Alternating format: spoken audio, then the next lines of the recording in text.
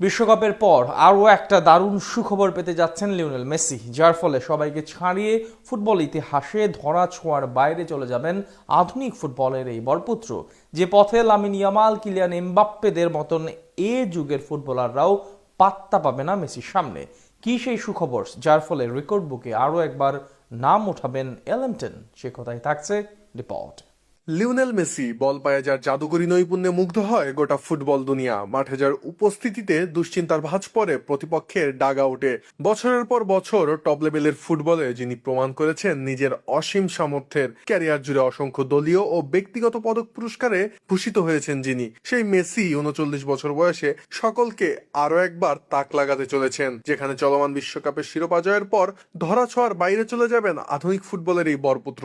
আরো একটি Ballon d'Or জিতে যেখানে নিজের মসনদ পাকাপোক্ত করবেন আর্জেন্টাইন এই ফুটবল জাদুকর। এমনিতেই সারা বছর মাঠে লড়াইয়ের পর মৌসুমের শেষ ভাগে ব্যালন ডিওর জেতার সম্ভাব্য প্রার্থীদের নিয়ে বাড়তি উন্মাদনা কাজ করে ভক্তদের মনে। আর বিশ্বকাপের বছর ব্যালন ডিওর নিয়ে সেই আলোচনা ভিন্ন মাত্রা লাভ করে। এবার যেন সেটা আরো বেশি করে উন্মাদনা তৈরি করেছে। তার কারণ Harry Kane, Kylian Mbappe, Ousmane Dembele ও লামিন ইয়ামালদের মতো যুগশ্রেষ্ঠ ফুটবলারদের বিপক্ষে ক্যারিয়ারের অন্তিম লগ্নে 39 বছর বয়সেও ব্যালন ডিওরের লড়াইয়ে নেমেছেন লিওনেল মেসি, যার ফলে পুরস্কারটি গোটা দুনিয়ায় ছড়িয়ে থাকা মেসি ফ্যানদের আগ্রহের কেন্দ্রবিন্দুতে পরিণত হয়েছে।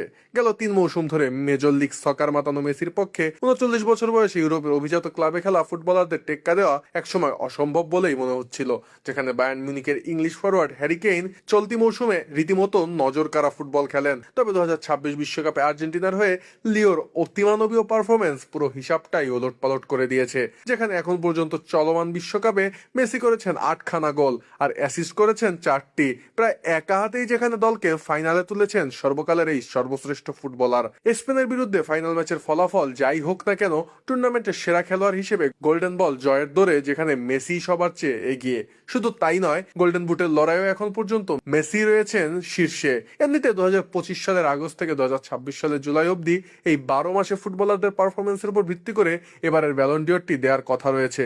সর্বোপরি জাতীয় দল ও ক্লাবের হয়ে ব্যালন ডিওরের এই সময়পঞ্জিতে এখন পর্যন্ত মেসি গোল করেছেন সর্বমোট 45টি, অর্থাৎ কিংবদন্তি এই ফুটবলারের সামনে ক্যারিয়ারের নবম ব্যালন ডিওর জয়ের বেশ ভালো রকম সম্ভাবনা তৈরি হয়েছে। এখন প্রশ্ন জাগতে পারে যে আর্জেন্টাইনি কিংবদন্তি তো আর এখন ইউরোপের শীর্ষ লিগগুলোতে খেলেন না, তবে কি মেসি ব্যালন ডিওর জয়ের দৌড়ে থাকতে পারবেন কিনা?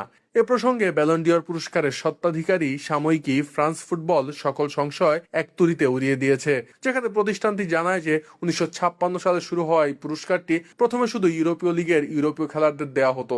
1995 সালে যে নিয়ম বদলে বিশ্বের যে কোনো দেশের খেলোয়াড়দের জন্য উন্মুক্ত করা হয়, তবে শর্ত ছিল তাকে ইউরোপের লিগগুলোতেই খেলতে হবে। কিন্তু 2007 সাল থেকে সব ধরনের শর্ত তুলে নেওয়া হয়। এখন নিয়ম একটাই, যিনি বিশ্বের সেরা ফুটবলার পুরস্কারটি তার ঝুলিতেই যাবে, অর্থাৎ ইউরোপের বাইরের লিগগুলোতে খেলেও ব্যালন ডিওর জেতা সম্ভব। তাই তো রোববারের ফাইনালে যদি মেসি আরো একবার বিশ্বকাপ শিরোপা উঁচিয়ে ধরেন, তবে নবমবারের মতো ব্যালন ডিওর উঁচিয়ে ধরতে খুব একটা বেগ পেতে হবে না রেকর্ডের এই বরপুত্রকে।